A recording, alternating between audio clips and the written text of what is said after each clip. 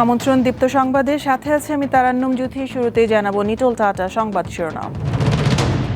পরিবেশ বান্ধব ও টেকসই উন্নয়ন প্রকল্প নিতে প্রকৌশলীদের পরামর্শ দিলেন প্রধানমন্ত্রী। রাজবাড়ীতে ফসলি জমি ও আবাসিক এলাকায় অবৈধ ইটভাটা দ্রুত ব্যবস্থার দাবি। পাবনা গণপূর্ত বিভাগের প্রকৌশলীকে ভয়ভীতি ও হত্যার হুমকি, 2 জন গ্রেপ্তার।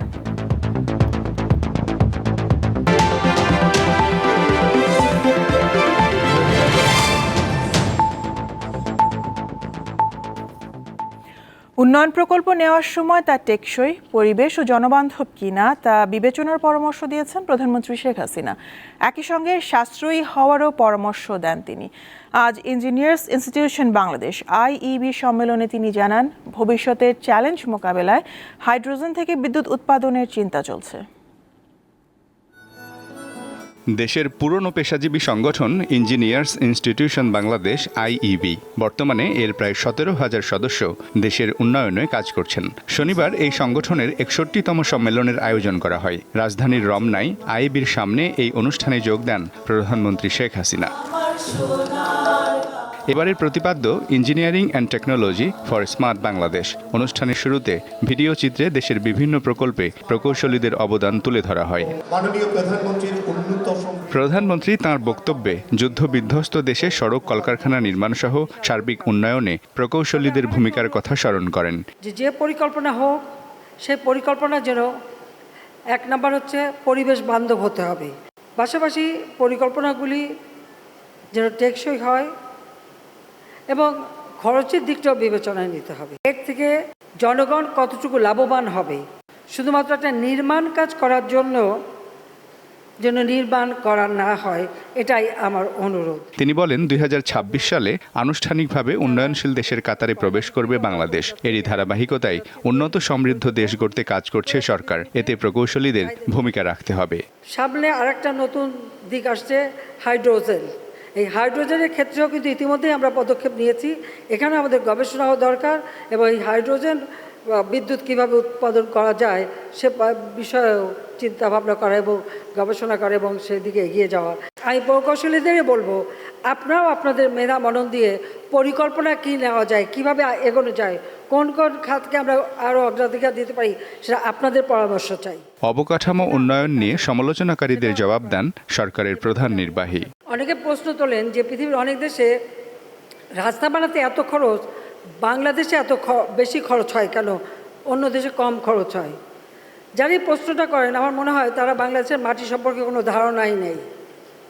কারণ আমাদের মাটি তো নরম মাটি, যেটাকে বলে দোআঁশ মাটি, জোবা মাটি। সেখানে যদি আমি টেকসই একটা কিছু করতে যাই, তাহলে আগে আমাকে ওই মাটিটাকেই তৈরি করতে হয়। প্রকৌশলীদের বেশ কিছু দাবি দেওয়া খতিয়ে দেখার আশ্বাস দিয়েছেন প্রধানমন্ত্রী। সেটা আমরা বিবেচনা করব। মিজানুর রহমান, দীপ্ত সংবাদ, ঢাকা। সেটা খালেদা জিয়া সহ বন্দী নেতাকর্মীদের মুক্তির দাবিতে রাজধানীর নয়াপল্টনে সমাবেশ করছে বিএনপি। সেখানে আছেন সহকর্মী সানজিদা প্লাবনী। সরাসরি চলে যাচ্ছি তার কাছে। প্লাবনী, বিএনপি মহাসচিব কি বক্তব্য রেখেছেন এবং সমাবেশের এই মুহূর্তের পরিস্থিতি কি আমাদের জানাবেন?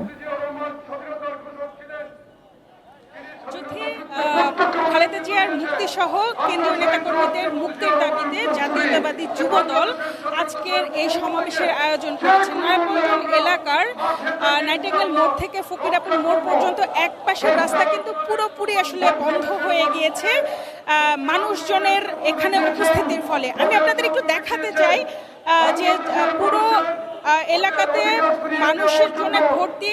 স্লোগান আপনি বলেন, স্লোগান বলেন, আপনার ব্যানার বলেন, ফেস্টুন বলেন, তারা আসলে পল্টন এলাকা এখানে মুখরিত অবস্থায় আছে। মহাসচিব বিএনপি মহাসচিব মির্জা ফখরুলের 3টার সময় উপস্থিত থাকার কথা, যদিও এখন পর্যন্ত আমরা দেখতে পাচ্ছি কিন্তু যে স্টেজে এখন পর্যন্ত স্থানীয় নেতাকর্মী মানে স্থায়ী কমিটির সদস্য যারা আছেন তারা কিন্তু এখন পর্যন্ত মঞ্চে আসেননি, তবে কেন্দ্রীয় নেতারা আছেন এবং লোকজনের উপস্থিতি কিন্তু আমরা বলা যায় যে সকাল 11টার পর থেকে আসলে পল্টন এলাকায় লোকজন আসা শুরু করেছে এবং তাদের কাছে আমরা জানতে চেয়েছিলাম যে আসলে তাদের এই যে গরমের ভেতরে সমাবেশ কেন বা তারা কেন এই সমাবেশটি করছে। তাদের আসলে একটাই দাবি, তাদের নেত্রীর মুক্তি, তাদের যে কেন্দ্রীয় নেতাকর্মীরা কারাবন্দী হয়ে আছেন তাদের মুক্তি, এবং তারা বলছেন যে তাদের এই দাবি বা তাদের এই আন্দোলন আসলে চলতে থাকবে। আমি আসলে আপনাদের একটু দেখাতে চাই যে কেন্দ্রীয় নেতাকর্মীরা যারা আছেন, কেন্দ্রীয় নেতাকর্মীদের উপস্থিতি আমরা আসলে এখানে দেখতে পাচ্ছি, কিন্তু যে স্থায়ী কমিটির সদস্য আছে, যারা স্থায়ী কমিটির সদস্য বা প্রধান অতিথি বা বিশেষ অতিথি হিসেবে আমরা মঞ্চে যাদের নাম দেখেছি তারা কিন্তু এখনো এসে উপস্থিত হয়নি। তবে নেতাকর্মীরা বলছেন খুব শীঘ্রই তারা এসে উপস্থিত হবেন এবং তাদের মাঝে তাদের বক্তব্য প্রেরণ করবেন। তো নয়াপল্টন এলাকায় আমার কাছে এই ছিল সর্বশেষ পরিস্থিতি। জ্যোতি। প্লাবনী, আপনাকে ধন্যবাদ। নয়াপল্টন থেকে সহকর্মী সঞ্জিদা প্লাবনী আমাদের সাথে ছিলেন। এদিকে রাজধানীতে আজ শান্তি ও উন্নয়ন সমাবেশ করছে আওয়ামী লীগ। বিকেল 3:30টার দিকে মোহাম্মদপুর আড়ং-এর সামনে এই সমাবেশ শুরু হয়। সেখানে এই মুহূর্তে আছেন সহকর্মী মেহেদি হাসান, আমরা চলে যাব তার কাছে। মেহেদি, আওয়ামী লীগের আজকের সমাবেশে কেন্দ্রীয় নেতারা কি বলছেন এবং সমাবেশ ঘিরে সেখানকার সার্বিক পরিস্থিতি কেমন? ধন্যবাদ জ্যোতি। এখানে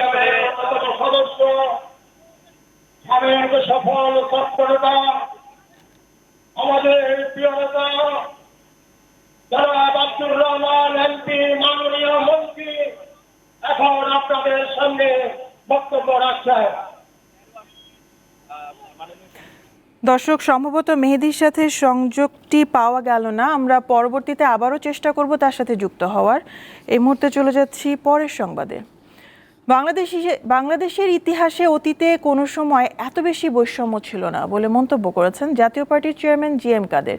দুপুরে রাজধানীর বনানীতে জাতীয় পার্টির চেয়ারম্যানের কার্যালয়ে দলটির ঢাকা মহানগর উত্তর আয়োজিত মতবিনিময় সভায় তিনি এই কথা বলেন। জাপা চেয়ারম্যান বলেন, জনগণ থেকে মালিকানা ছিনতাই হয়ে গেছে, এখন জনগণের কথায় চলবে, জনগণের কথায় সরকার পরিবর্তন হবে, এই রকম কোনো বিষয় ঘটছে না। বর্তমান সরকার একটা শক্তি সামর্থ্য নিয়ে ঝাঁপিয়ে পড়ে এই দেশটাকে দখল করে ফেলেছে বলেও মন্তব্য করেন তিনি।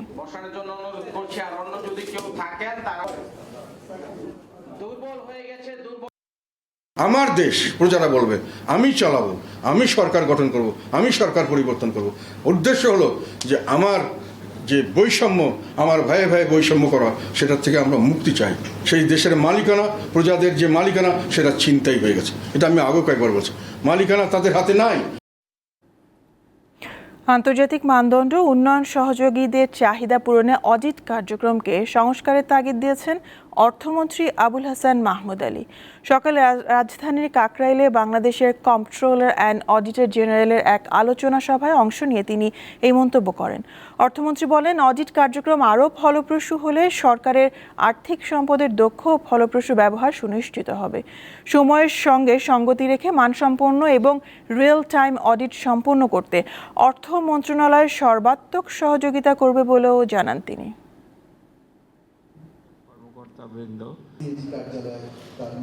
আন্তর্জাতিক মানের অডিট সম্পাদনের লক্ষ্যে সামগ্রিকভাবে অডিট কার্যক্রমকে আরও ফলপ্রসূ করে সরকারের আর্থিক সম্পদের দক্ষ ও ফলপ্রসূ ব্যবহার সুনিশ্চিত করতে হবে।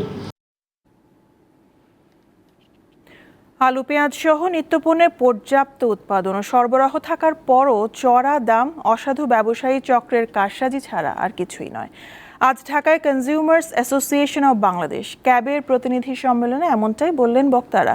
এটি অরাজকতা আখ্যা দিয়ে তারা বলেন, সরকার এর বিরুদ্ধে কোনো ব্যবস্থা নিতে পারছে না।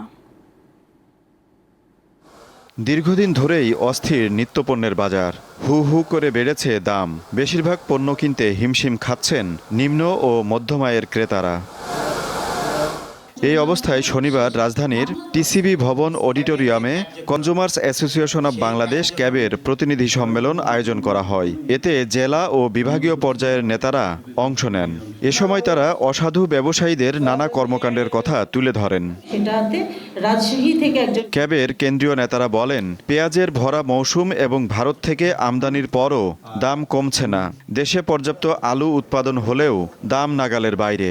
এটি গ্রহণযোগ্য নয়। ভরা মৌসুমে কিন্তু আমাদের এখন 50 টাকার উপরে আলু, যেটা আমাদের দেশীয় উৎপাদন, এবং পরবর্তী সময়ে ভারত থেকে আমদানি করার পরেও কিন্তু আলুর দাম কমে নেই।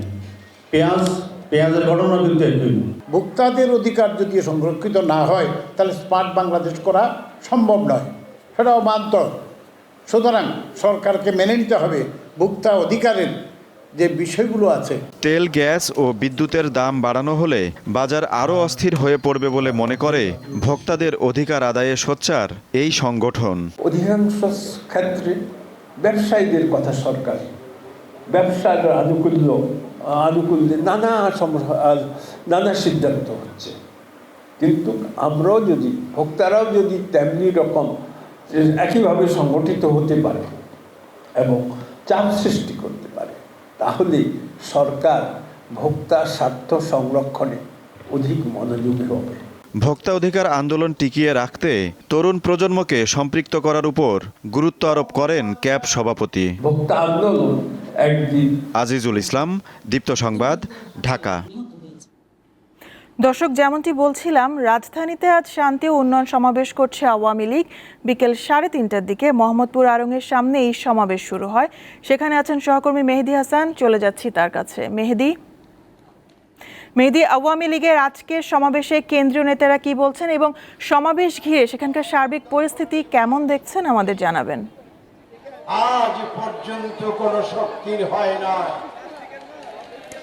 জ্যোতি, এখানে আসলে 3:30টায় মূলত প্রোগ্রামটি শুরু হয়েছে এবং নেতা কর্মীরা, ঢাকা মহানগর উত্তরের সভাপতি, ওনার সভাপতিতে এই শান্তি সমাবেশ অনুষ্ঠিত হচ্ছে। এবং আপনাকে যদি একটু আমি এখানকার পরিস্থিতিটা একটু দেখাই, তবে আপনি দেখবেন যে এখানে কিন্তু ঢাকা মহানগর উত্তর আওয়ামী লীগ সহ যুবলীগ, স্বেচ্ছাসেবক লীগ, ছাত্রলীগ, মহিলা লীগ, মানে সকল সংগঠন আসলে এখানে উপস্থিত হয়েছেন এই শান্তি সমাবেশ মানে সম্পূর্ণ সফল করার জন্য। এবং এখানে কেন্দ্রীয় নেতারা অনেকে উপস্থিত আছেন। প্রধান অতিথি হিসেবে আছেন বাংলাদেশ আওয়ামী লীগের সাধারণ সম্পাদক ওবায়দুল কাদের, উপস্থিত আছেন বস্ত্র পাট মন্ত্রণালয়ের মাননীয় মন্ত্রী এবং ঢাকা 13 আসনের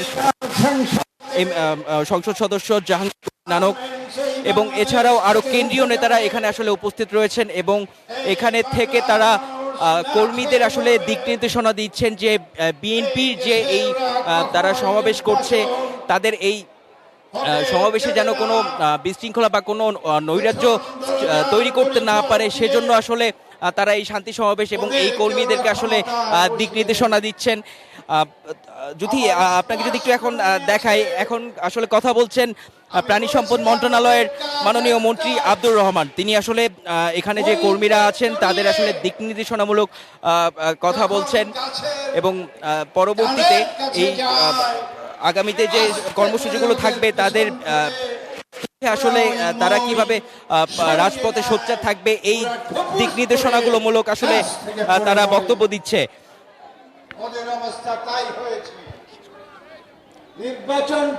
যদি এখানে আসলে ঠিক ঢাকা মহানগর উত্তরের যে কর্মীরা রয়েছেন তারা দুপুর থেকে দুপুর 12টার পর থেকে আসলে এখানে উপস্থিত হওয়া শুরু করেছেন এবং এখন পর্যন্ত আপনারা দেখতেই পেলেন যে কি পরিমাণ কর্মীরা এখানে উপস্থিত হয়েছেন এবং কেন্দ্রীয় নেতারা একে একে সবাই এসেছেন এবং এই সমাবেশ সফল করার জন্য তারা এখানে বক্তব্য রাখছেন।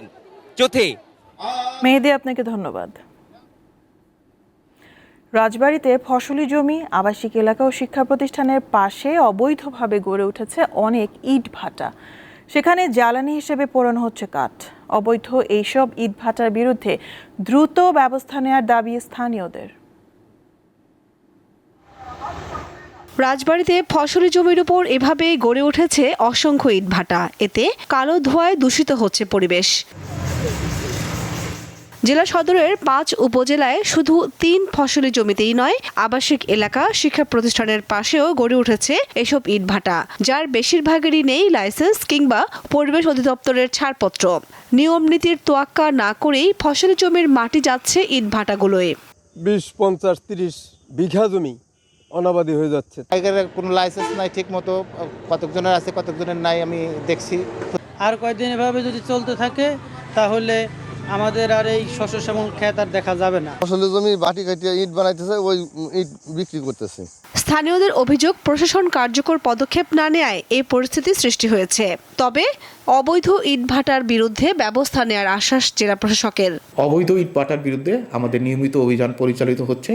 এছাড়া ইটভাটায় আইন অনুসারে কয়লা পোড়ানোর কথা, কিন্তু যেসব ইটভাটায় কয়লার পরিবর্তে অন্য জ্বালানি ব্যবহার করা হচ্ছে, কাঠ বা এই ধরনের কিছু, সেখানেও আমাদের নিয়মিত মোবাইল কোর্ট পরিচালিত হচ্ছে।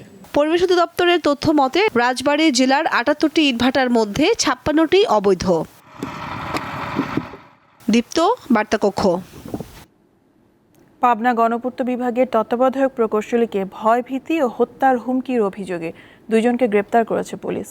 সকালে তাদেরকে পাবনা শহরের বিভিন্ন এলাকা থেকে গ্রেপ্তার করা হয়। অভিযোগ উঠেছে, গত 8 মে পাবনা গণপূর্ত সার্কেলের তত্ত্বাবধায়ক প্রকৌশলী আনোয়ারুল আজিমের কক্ষে সভা চলার সময় হঠাৎ রাজীব ও তুষারের নেতৃত্বে 14-15 জনের একটি দল সভাকক্ষে ঢুকে নির্বাহী প্রকৌশলীকে গালিগালাজ ও মারধরের চেষ্টা করে। এ সময় অন্যান্য প্রকৌশলীরা বাধা দিলে তাদের সবাইকে প্রাণনাশের হুমকি দেয় তারা। এই সময় ভিডিও সামাজিক যোগাযোগ মাধ্যমে ছড়িয়ে পড়ে। পাবনা সদর থানার ভারপ্রাপ্ত কর্মকর্তা জানান, এই ঘটনায় রোকনুজ্জামান তুষার ও মোহাম্মদ আকাশকে গ্রেপ্তার করা হয়েছে। কেওয়াই স্টিল, চট্টগ্রাম সংবাদ।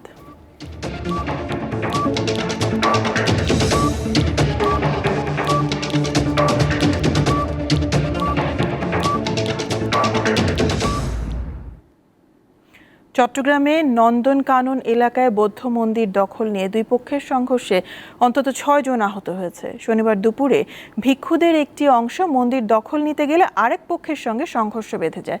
পাল্টাপাল্টি ধাওয়া ও সংঘর্ষে 6 জন আহত হয়েছে। নন্দনকানন বৌদ্ধ মন্দিরের নিয়ন্ত্রণ নেওয়া নিয়ে উভয় পক্ষের মধ্যে কয়েক মাস ধরেই বিরোধ চলছে। শনিবার তা সংঘর্ষের রূপ নেয়। সংঘর্ষের খবর পেয়ে পুলিশ ঘটনাস্থলে গিয়ে পরিস্থিতি নিয়ন্ত্রণে আনে।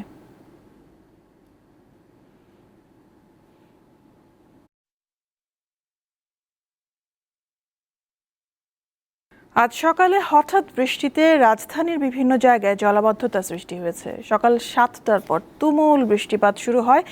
1.5 ঘন্টা ধরে চলা এই বৃষ্টিতে রাজধানীর বিভিন্ন স্থান, বিশেষ করে নিচু এলাকায় পানি জমে যায়। এতে বেশ ভোগান্তিতে পড়েন নগরবাসী।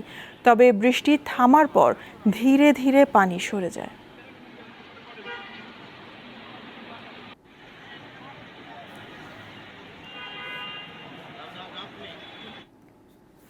দিনাজপুর সদরে চায়ের দোকানে তেলবাহী লরি উঠিয়ে দেওয়ায় চাকায় পিষ্ট হয়ে 2 জন প্রাণ হারিয়েছেন।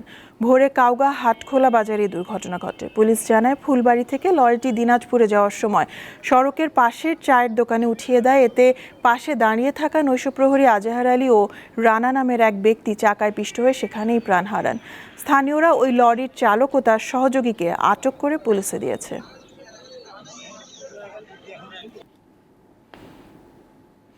রাজশাহী বিভাগ থেকে দেশের বিভিন্ন জেলায় আম পৌঁছে দিতে আগামী 10 জুন থেকে চালু হচ্ছে ম্যাঙ্গো স্পেশাল ট্রেন।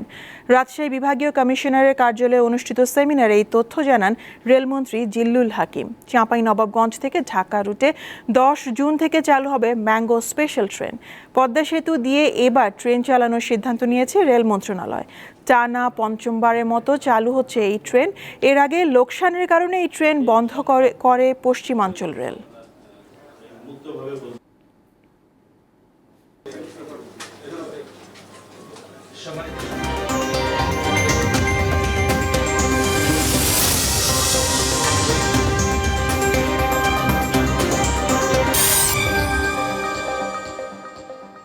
গাজা উপত্যকায় চলমান যুদ্ধে যুক্তরাষ্ট্রের সরবরাহ করা অস্ত্র ব্যবহারের মাধ্যমে ইসরায়েল আন্তর্জাতিক মানবাধিকার লঙ্ঘন করে থাকতে পারে বলে মনে করছে বাইডেন প্রশাসন। এটি এখন পর্যন্ত ইসরায়েলের বিরুদ্ধে যুক্তরাষ্ট্রের সবচেয়ে কঠোর সমালোচনা। শনিবার হোয়াইট হাউসের বরাত দিয়ে ব্রিটিশ সংবাদ মাধ্যম বিবিসি এক প্রতিবেদনে জানিয়েছে, ইসরায়েল সরকার হয়তো যুক্তরাষ্ট্রের অস্ত্র ব্যবহার করে আন্তর্জাতিক মানবাধিকার আইন লঙ্ঘন করেছে। স্টেট ডিপার্টমেন্ট এক বিবৃতিতে জানিয়েছে, ইসরায়েল যুক্তিসঙ্গত কারণেই মার্কিন অস্ত্র ব্যবহার করেছে, তবে যুক্তরাষ্ট্রের সরকারের হাতে এই সম্পর্কে যথেষ্ট তথ্য নেই বলে জানিয়েছে স্টেট ডিপার্টমেন্ট। এই সংক্রান্ত একটি প্রতিবেদন শুক্রবার কংগ্রেসে জমা দেওয়া হয়েছে বলে জানিয়েছে বিবিসি। আফগানিস্তানের উত্তরাঞ্চলে বাঘলান প্রদেশে বন্যায় কমপক্ষে 60 জন নিহত হয়েছে। দেশটির তালেবান সরকার এক বিবৃতিতে এই তথ্য জানায়। টানা বৃষ্টির কারণে বাঘলান প্রদেশের 5টির বেশি জেলা প্লাবিত হচ্ছে। এতে 2000-এর মতো ঘরবাড়ি ও মসজিদ সহ অনেক স্থাপনা ক্ষতিগ্রস্ত হয়েছে। পানির কারণে কাবুলের সাথে উত্তর আফগানিস্তানের সংযোগকারী প্রধান সড়কে যান চলাচল করতে পারছে না। বন্যা পরিস্থিতি ভয়াবহ আকার ধারণ করেছে লাতিন আমেরিকার দেশ ব্রাজিলে। বন্যায় মৃতের সংখ্যা বেড়ে 126 জনে দাঁড়িয়েছে, নিখোঁজ প্রায় 141 জন। বাস্তুহারা হয়েছেন প্রায় 3.5 লাখ। এর মধ্যে আরও বৃষ্টিপাতের পূর্বাভাস দিয়েছে দেশটির আবহাওয়া অধিদপ্তর। সবচেয়ে বেশি দুর্ভোগে আছে দেশটির দক্ষিণাঞ্চলীয় প্রদেশের রিও গ্র্যান্ডে দো সুলের বাসিন্দারা। এদিকে বন্যার কারণে বিকল হয়ে পড়েছে পানি নিষ্কাশন ব্যবস্থা। সংকট দেখা দিয়েছে নিরাপদ খাদ্য ও পানির। দুর্গতদের সাহায্যে উদ্ধারকর্মীদের পাশাপাশি এগিয়ে এসেছে স্থানীয় প্রশাসন সহ বিমান বাহিনী ও ক্রীড়াবিদেরা। এদিকে বন্যায় যোগাযোগ বিচ্ছিন্ন শহর সাও জেরোনিমোতে হেলিকপ্টারে ত্রাণ সরবরাহ করছে দেশটির বিমান বাহিনী।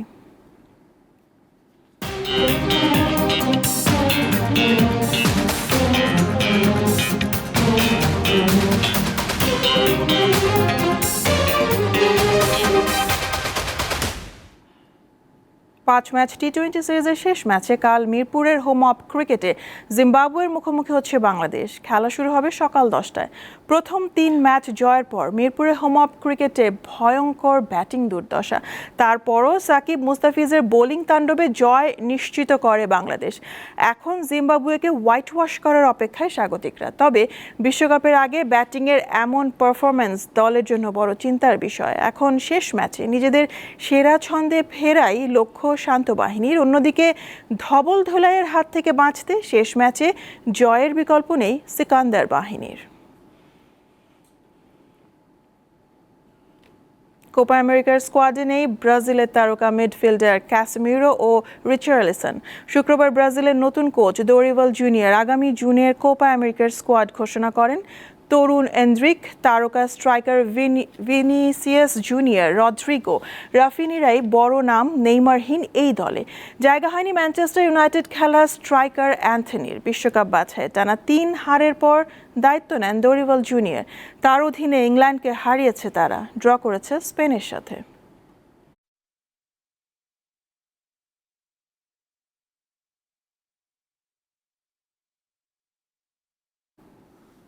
এর সাথে শেষ করব দীপ্ত সংবাদ। নিটল টাটা সংবাদ শিরোনাম জানাবো আরও একবার। পরিবেশ বান্ধব ও টেকসই উন্নয়ন প্রকল্প নিতে প্রকৌশলীদের পরামর্শ দিলেন প্রধানমন্ত্রী। রাজবাড়ীতে ফসলি জমি ও আবাসিক এলাকায় অবৈধ ইটভাটা, দ্রুত ব্যবস্থার দাবি। পাবনা গণপূর্ত বিভাগের প্রকৌশলীকে ভয়ভীতি ও হত্যার হুমকি, 2 জন গ্রেপ্তার।